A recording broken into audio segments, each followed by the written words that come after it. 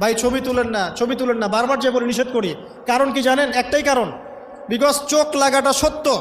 নবী সাল্লাল্লাহু আলাইহি ওয়াসাল্লাম বলেছেন ইন্না আইনাল হক, চোখের নজর সত্য। নবী করিম সাল্লাল্লাহু আলাইহি ওয়াসাল্লাম বলেছেন এটা সত্য, কারণ নবী করিম সাল্লাল্লাহু আলাইহি ওয়াসাল্লাম যা বলেছেন সাদাকাল্লাহু ওয়া সাদাকা রাসূলুহুল কারীম।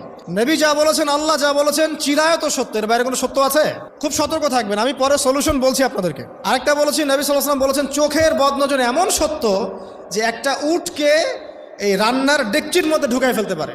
একজন সাহাবী গোসল করছিলেন, গোসল, এটা হাদিসে সহিহ, এই আলেম ওলামা যারা আছেন তারা জানেন যে এই হাদিসে সহিহ। একজন সাহাবী গোসল করছেন, তার গায়ের চামড়াটা খুব সুন্দর ছিল, একদম স্কিনটা অনেক সুন্দর থাকে না এমন কিছু মানুষ। আচ্ছা, এখন আরেকজন সাহাবী এই গোসল দেখছেন দূর থেকে, দেখে বলছেন যে কি চমৎকার তার শরীরের রংটা, যেন কুমারী নারীর মতো, অনেকটা এমন একটা কথা তিনি বলেছিলেন। সাথে সাথে এই সাহাবী অজ্ঞান হয়ে পড়ে গেছে। কোন সাহাবী? যিনি গোসল করছিলেন। এখন এটার আপনি কোনো ব্যাখ্যা দিতে পারবেন না, তো এখানে কোনো সায়েন্স দিয়ে বা মেডিকেল সায়েন্স দিয়ে আপনি কোনো ব্যাখ্যা করতে পারবেন না। একটা ব্যাখ্যা দিতে পারেন, কিন্তু কেন সেটা হলো সেটা আপনি অ্যান্সার খুঁজে পাবেন না। তো নবী সাল্লাল্লাহু আলাইহি ওয়াসাল্লামের কাছে নিয়ে যাওয়া হলো তাকে।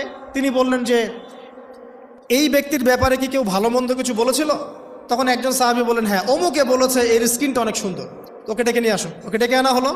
ডেকে আনার পর নবীজি তাকে অনেক শাসালেন, তোমরা তোমাদের ভাইদেরকে কি মেরে ফেলতে চাও? তখন এই সাহাবী তো অবাক, আমি আবার কখন মারতে চাইলাম ইয়া রাসূলুল্লাহ, আমি তো মারতে চাই নাই, আমি তো খালি বলেছি যে তার গায়ের রংটা অনেক সুন্দর। তখন তিনি বললেন কেন তুমি সুবহানাল্লাহ বললে না, কেন তুমি মাশা আল্লাহ বললে না? যখন মাশা আল্লাহ বলবেন, সুবহানাল্লাহ বলবেন, নজরটা লাগবে না।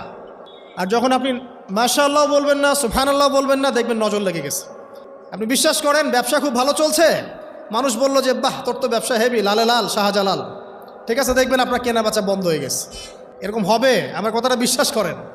এটা কিন্তু সায়েন্স প্রমাণ করতে পারবেন না, আল্লাহ এবং তার রাসূল বলেছেন, তার উপরে কোনো সত্য নেই। আছে সূরা কাহফ 29 নম্বর আয়াত পড়ে দেখেন, আল্লাহ পাক বলছেন ওয়াকুলিল হাক্কু মির রাব্বিকুম, সত্য সেটাই যা তোমার রবের পক্ষ থেকে আসে। ফামান শাআ ফালইউমিন, যার ইচ্ছা হয় বিশ্বাস করুক, ওয়ামান শাআ ফালইয়াকফুর, যার ইচ্ছা হয় সে অস্বীকার করুক। এই কারণে আমরা বলি ফেসবুকে এত বেশি ছবি দেওয়া, এই আই ওয়াশ করা, এই যে শোডাউন করা, হ্যাঁ, ইসলামের কিছু কাজ করলেন একদম মানুষকে না দেখাইতে পারলে ঘুম হচ্ছে না, এগুলো বন্ধ করেন, এগুলো বন্ধ করে দেন আল্লাহর ওয়াস্তে। অফলাইনে কাজ করেন, নিজেকে গোপন করার চেষ্টা করেন। যত বেশি মানুষের কাছে নিজেকে এক্সপোজ করবেন, কাজের বরকত কমে যাবে, কাজের বরকত কমে যাবে, চোখ লাগবে, নজর লাগবে। এবং চোখ লাগা বদ নজরে বহু আলেম আস্তে আস্তে মাঠ থেকে মাইনাস হয়ে গেছে না? যায় নাই?